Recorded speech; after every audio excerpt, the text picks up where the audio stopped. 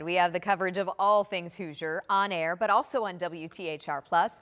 And that's also where you can watch the head coach's press conference tomorrow. That's streaming at 11:30 a.m.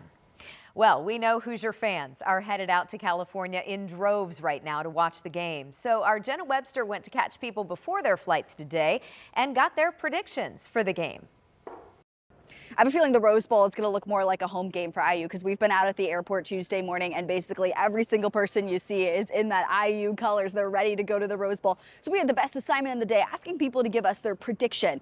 And they really came out in full force. We've even got an IU 68-0 win. IU blowout 24-21, 24-14, 33-17. We've even got one woman predicting that Fernando Mendoza is going to get 4 touchdowns. Now, she said he doesn't necessarily have to get them all in the end zone himself, but he's going to throw all of them. So the moral of the story is that IU is going to win. Thankfully, no one said Alabama. We'll have to wait and see if these predictions come true. Kickoff, 4 o'clock our time, New Year's Day. These are Hoosiers fans. They're not going to say Alabama. They're smart. I guess you never know, you know, we do have a big airport, but we do. But yes, all Hoosiers there. Of course. It's still mind-blowing to think from last year to this year, and so exciting for that. Very exciting. Oh.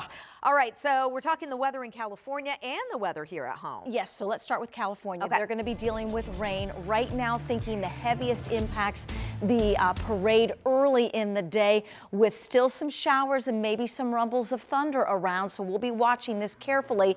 Kickoff is at 4 o'clock our time with some rain in that forecast for the Rose Bowl impacting the parade and perhaps the game as well. For us, it's not rain, it's snow. There is blue on radar this evening. We've had a few flurries and a couple of snow showers. We've got one steadier burst of light snow coming out of Lafayette. If this holds together, it impacts Boone County over toward the Fishers, Carmel, Westfield area as well. We've got a little bit of light snow in Frankfort headed into Lebanon, Tipton, and Noblesville next. We've got 2 rounds of snow in our forecast. The first is tonight.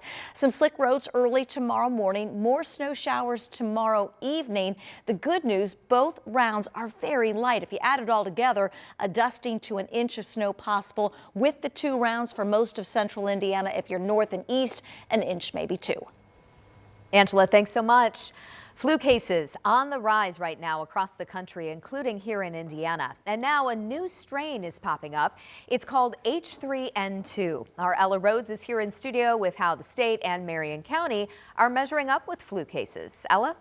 Thanks, Jenny. An IU health physician says the new strain that you just mentioned is essentially everywhere, and this time of year is when cases start to pick up. So this map from the CDC on your screen shows you where flu activity is the highest across the country. Indiana is in that bright orange. That is what the CDC classifies as high. The Indiana Department of Health says so far this flu season, 12 people died in Indiana, 4 in the last week alone, according to IDOH. Flu cases in Marion County this week spiked to 37% compared to the week before, according to the Indiana Department of Health, making up 7% of all emergency room hospital visits.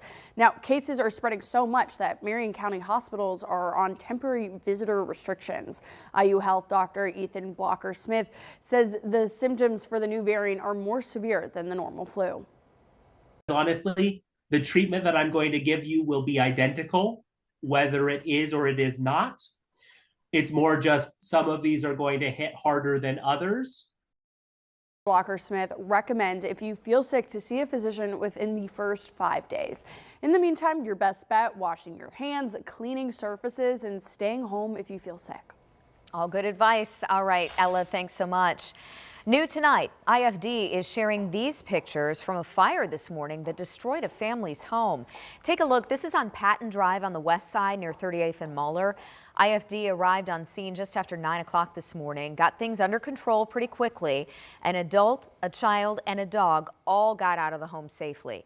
IFD says they lived in the home for 10 years. The cause of this fire still under investigation.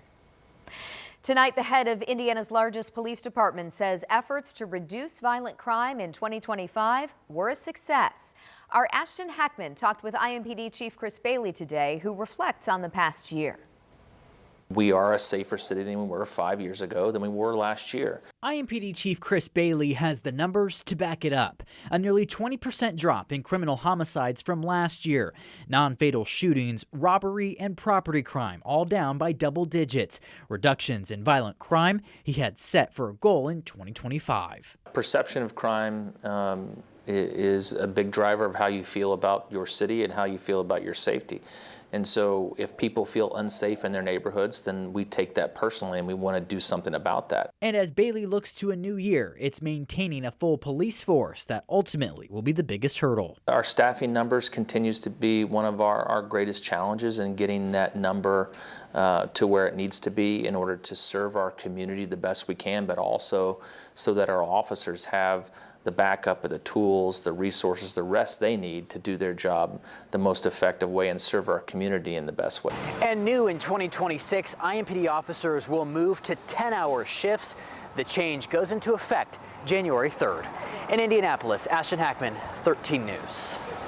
Bailey also credited the work of city agencies and community peace groups. He said IMPD's strategic plan, set to come out in 2026, will lay the groundwork for goals in the new year.